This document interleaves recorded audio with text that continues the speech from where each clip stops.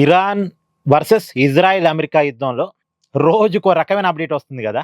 ఒకరోజేమో శాంతి కుదిరింది అని వస్తుంది అప్డేట్, ఇంకో రోజేమో యుద్ధం స్టార్ట్ అయింది, మళ్ళీ ఇరాన్ వర్సెస్ ఇజ్రాయిల్ యుద్ధం జరుగుతుంది, లెబనాన్ మీద ఇజ్రాయిల్ దాడి చేస్తుంది, ఇరాన్ గల్ఫ్ మీద దాడి చేస్తుంది, ఇజ్రాయిల్ మీద దాడి చేస్తుంది, ఒకరి మీద ఒకరు బాంబులు వేసుకుంటున్నారు, మళ్ళీ హార్మోజ్ జలసంధిని క్లోజ్ చేశారు అని ఒకరోజు న్యూస్ చూస్తాం, ఒకరోజు ఓపెన్ చేశారని న్యూస్ చూస్తాం. ఒక గందరగోళమైన పరిస్థితి రోజు మనం చూస్తున్నాం. పొద్దున వచ్చిన న్యూస్ సాయంత్రానికి మారిపోయింది, సాయంత్రం వచ్చిన న్యూస్ తర్వాత రోజుకి మారిపోయింది. ట్రంప్ పూటకో మాట చెప్తుంటాడు. ఒక పూటేమో ఇరాన్ని నాశనం చేస్తా అంటాడు, ఒక పూటేమో అయిపోయింది ఒప్పందం, సంతకాలు కూడా చేసేసామంటాడు.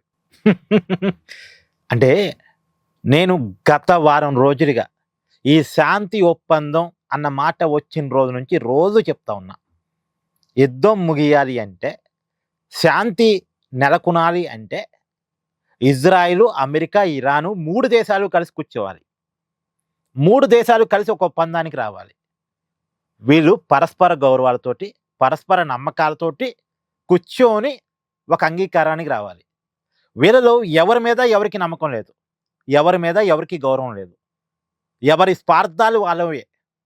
ఇది అయినప్పుడు ఒక శాంతి ఒప్పందం ఎలా కుదురుతుంది? అసలు ఇజ్రాయెల్ చర్చలకే రావట్లేదు కదా. పైగా ఇజ్రాయెల్ రాకపోతే రాకపోని అమెరికాని గౌరవిస్తుందా? అమెరికా మాట కట్టుబడి ఉంటుందా? ఉండదు. అమెరికాని ఇజ్రాయెల్ నమ్మదు, ట్రంప్ను నెతన్యాహు నమ్మడు. ఏదో అవసరానికి సపోర్ట్ తీసుకున్నారు అంతే. ఇక్కడ అమెరికా అన్నా, ట్రంప్ అన్నా నెతన్యాహుకి నచ్చని పరిస్థితి, గౌరవం లేని పరిస్థితి. ఇప్పుడు ఇలాంటి పరిస్థితుల్లో అసలు మిత్రులే ఒకరినొకరు నమ్ముకోవట్లే, శత్రువులు పక్కన పెట్టండి. అంటే ఇరాన్ని అమెరికా నమ్మిద్దా, అమెరికాని ఇరాన్ నమ్మిద్దా అనే చర్చ అసలు పక్కన పెట్టండి. ఇప్పుడు మనం ఫస్ట్ ఆలోచించుకోవాల్సింది ఏంటంటే, కలిసి యుద్ధం చేసినటువంటి ఇజ్రాయెల్, అమెరికా మధ్య ఉన్నటువంటి బాండింగ్ గురించి మాట్లాడుకోవాలి. ఒకరి మీద ఒకరికి గౌరవం ఉందా? ఒకరి మీద ఒకరికి నమ్మకం ఉందా? లేదు. ఫస్ట్ ట్రంప్ చేయాల్సిందంటే ఇజ్రాయెల్ని నమ్మించుకోవాలి, ఇజ్రాయెల్ నమ్మకాన్ని చూరగొనాలి, నెతన్యాహుని ఒప్పించుకోవాలి. ఒప్పించుకొని నెతన్యాహు తరపున ట్రంప్ వచ్చినా పర్లేదు, జేడీ వ్యాన్స్ వచ్చినా పర్లేదు, లేదు అసలు ఇజ్రాయెల్ దేశానికి కూడా తీసుకొచ్చి శాంతి ఒప్పందం కూర్చోబెడితే ఇంకా చాలా బాగుంటుంది. 3 దేశాలు కలిసి శాంతి ఒప్పందానికి డీల్కి ఓకే అయితే చాలా బాగుంటుంది. లేదు 2 దేశాలు కూర్చున్నప్పటికీ కూడా, అమెరికా ఇరానే కూర్చున్నప్పటికీ కూడా దాన్ని ఇజ్రాయెల్ కట్టుబడి ఉండేలా ఉంచగలిగితే చాలా బాగుంటుంది.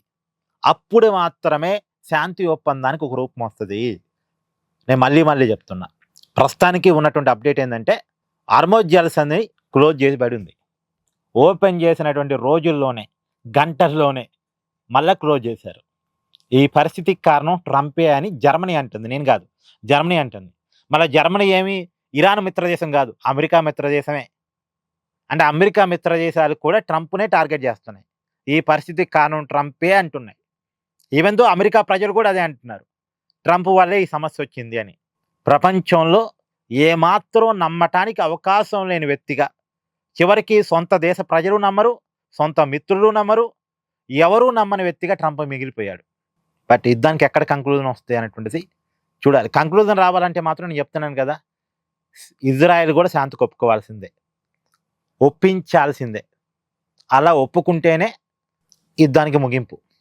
లేకపోతే ఇవాళ మనం శుభవార్త తిన్నా మళ్ళీ 2 రోజుల తర్వాత యుద్ధం స్టార్ట్ అయిందని వినాల్సి వచ్చింది. ఇది పరిస్థితి. మళ్ళీ చమురు కాస్తారు, మళ్ళీ గ్యాస్ కాస్తారు. ఇక్కడ మీ అభిప్రాయాన్ని కామెంట్ చేయండి. Thank you. Please do like, share and subscribe this channel.